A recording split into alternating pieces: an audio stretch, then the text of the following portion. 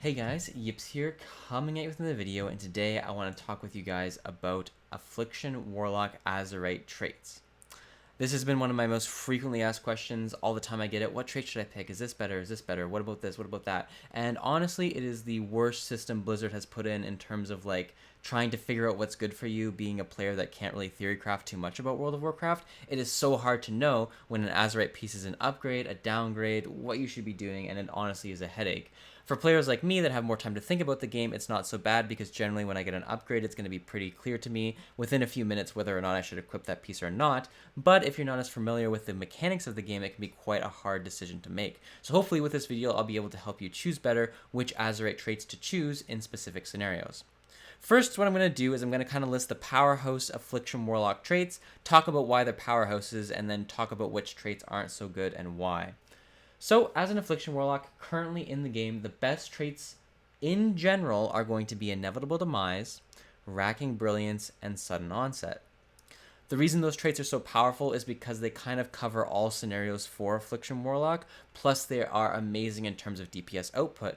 Traits that people think that are good but are not good are traits like Thunderous Blast, Dagger in the Back, Reson's Fury. Things that just do flat damage are not good traits for Affliction Warlock, and you do not want them. The reason being is they only work on single target. They are not multi-target traits that do a significant impact when you increase the amount of targets from 1 to 2. Also, you cannot control where that proc happens. It might happen on an ad that you don't need to die, or it might proc on the boss that you don't want to die when you want to kill an ad. And when you run a different trait, you can kind of control that damage a little bit better, and it also will affect you on multiple targets. And that's why I will never recommend taking Thunderous Blast or any of those traits. It is awful, and you will never see any top tier Warlock using those traits in general for a raid, with a little hashtag beside that, unless there's like a pure patchwork fight and for some reason that exists, which it never does. Okay, so that being said, let's talk a little bit more about Inevitable Demise, Racking Brilliance, and Sudden Onset and why they're so good. So Racking Brilliance, obviously this is just an amazing Affliction Lock trait. Whenever your agony ticks, the second soul shards, whenever you gain the even shards, you get a int buff for a crazy amount of intellect, which just increases your damage by a flat proportion. This is very good on single target, as it's just more int for single target, very, very strong. And then on multiple targets, more agonies, more shards, more uptime, more better. So that intellect is obviously going to affect your damage proportional to the damage that you're doing. So, the more damage you're doing, the more intellect has value. Thus, it's, gets better the more targets that are available. So it's just a really good all-around Affliction Warlock trait. If you just don't want to think and you don't want to min-max, Racking Brilliance is going to be the trait for you. It's the one that's just going to give you constant value on every scenario, and you don't have to think about it. It's just there.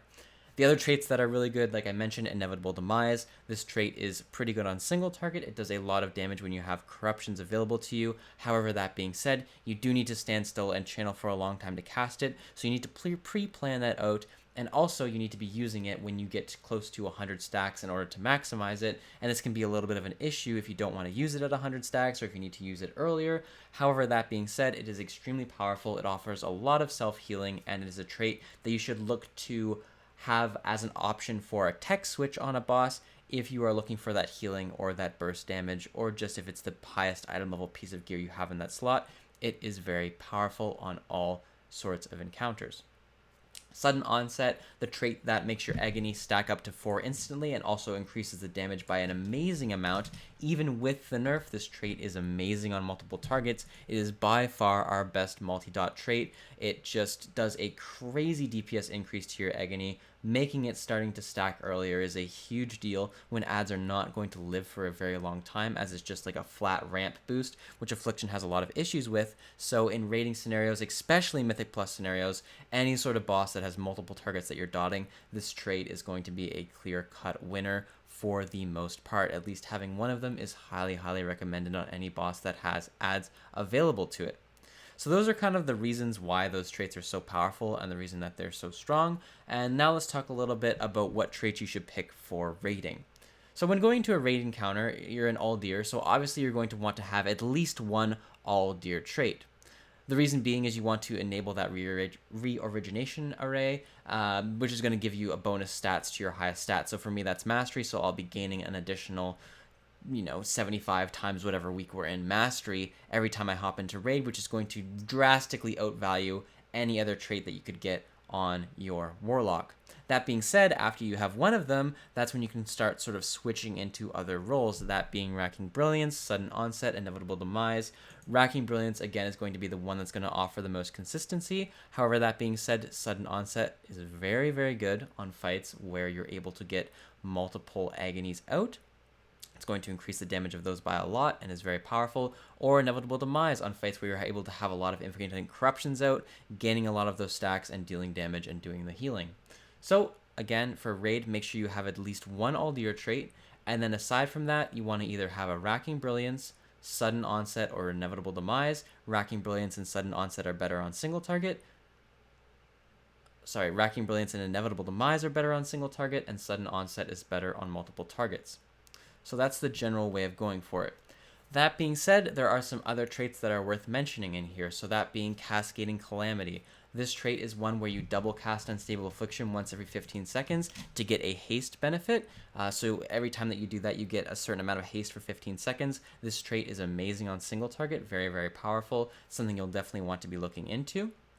However, that being said, it loses a lot of value when you get to more than one target, so keep that in mind when you're picking out your traits for raid. You don't want to be running back to respec all the time. You want to have pieces that are just there to go. That being said, if you have a high item level one, swap it in for single target, swap it out when you get to multi-target.